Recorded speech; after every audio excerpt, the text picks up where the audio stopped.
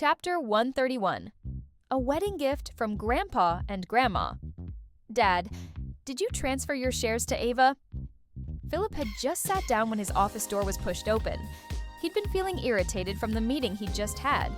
Seeing it was his elder daughter, he forced a smile. Didn't you leave work early today? Why did you come back to the company? Grace took a deep breath. She stood firmly in front of his desk. Dad, I'm asking you, did you transfer all your shares to Ava? Her expression was very serious. Philip pressed his temples, about to explain, when he heard his elder daughter say, Dad, you promised my mom. You said Hart Group would be mine in the future. How could you transfer your shares to Ava? Didn't you sign a prenuptial agreement before marrying Mom? All your assets have nothing to do with Mom or my sister. How can you go back on your word? Philip's expression already told Grace that Ava hadn't lied.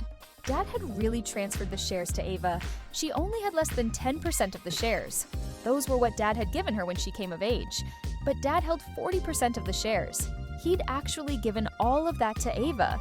Even when Adrian had been stolen from her, she hadn't felt this angry. Hart Group had belonged to her, yet Ava still wanted to take it. Grace, the things under my name are mine to dispose of as I see fit. Philip's voice was heavy. He looked at this daughter he'd cherished for 30 years. For the first time, disappointment rose in his heart. He had promised Evelyn he'd leave all his assets to their daughter. All these years, he'd been grooming Grace as his heir.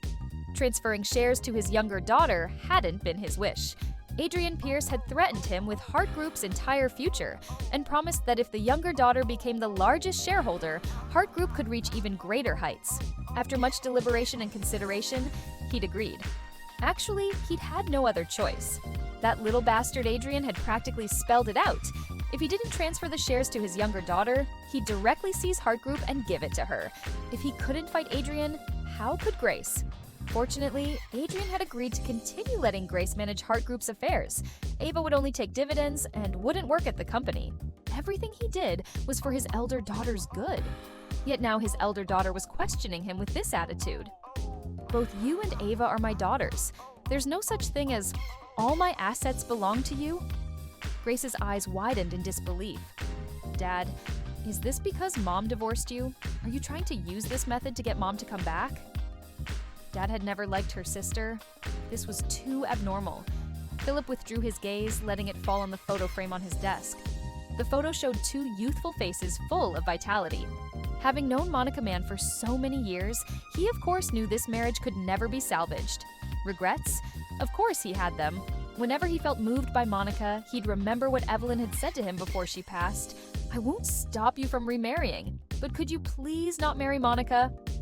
Evelyn had always had some taboo about Monica that he didn't understand. Whenever it involved Monica, Evelyn was especially concerned.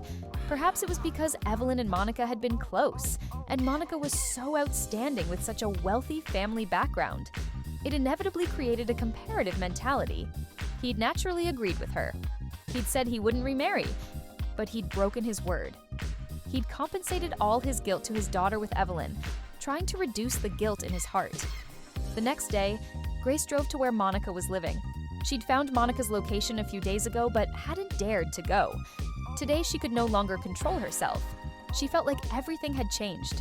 She wanted her mother's comfort. A middle-aged woman opened the door. After Grace stated her purpose, she led Grace inside. The two walked into the villa together. As soon as Grace entered the foyer, she heard conversation from the living room. Grandpa, Grandma, I'm different from Mom. I have excellent sense of direction. I'd never get lost. Next time you go out, take me with you. After the sweet, lively voice fell, there was a burst of hearty laughter. Auntie Ava, Lily doesn't get lost either. Grace glanced inside. Not only were Ava and Monica sitting in the living room, but also Monica's parents, whom she'd only briefly met twice, as well as the little girl Ava sponsored and Adrian Pierce. From where she stood, she could clearly see the expression on Adrian's face. When Ava spoke, Adrian's gaze continuously followed her, just like countless times 7 years ago. When Ava spoke, Adrian's eyes always carried a faint smile, his gaze moving as Ava moved. Your grandfather and I are both getting old. We can't keep up anymore. Mrs. Morgan said with a laugh. Have you two set a date for the wedding? Because of Mrs. Morgan's question, the topic shifted from Monica always getting lost when traveling to Ava and Adrian's wedding. Ava sweetly said they hadn't set a date yet. Custom wedding dresses and rings take time. At the earliest, it'll probably be a year from now. Her wedding certainly couldn't be shabby. Adrian had plenty of money. If she didn't spend it on the wedding, when would she? Should she save it for another woman to help her spend it? This harmonious scene stabbed at Grace's eyes. She no longer had the courage to go in. She said something to the housekeeper and turned to leave. The housekeeper found it strange but still went in to tell Monica. Hearing this, Monica stood up. When she walked outside, she saw Grace's departing car. She let out a long sigh. She truly loved Grace. Adult matters shouldn't involve Grace, but people were creatures with very complex emotions, and always easily emotional. She knew she couldn't blame Grace, but she'd still subconsciously shift responsibility. She didn't know what mindset to use to face Grace. Right now, the best choice was simply not to meet. After returning from the Morgan family, Ava collapsed on the sofa. Taking care of sick people really wasn't easy. But thinking about the shares that had just been transferred to her name, Ava felt somewhat comforted.